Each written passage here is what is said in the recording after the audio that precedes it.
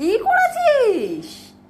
ই মা, সারা ঘরে কি অবস্থা! কি রে, কি করেছিস? হ্যাঁ, কি করেছিস? অবস্থা, কাজ বাড়িয়ে দিয়েছিস? কেন করলি? আর কোথা থেকে খবর কাগজ নিলি তুই এটা? হ্যাঁ, কোথা থেকে নিয়েছো? সব পরিষ্কার করতে হবে। বাবা, ইস, কি করেছে ঘরের অবস্থা!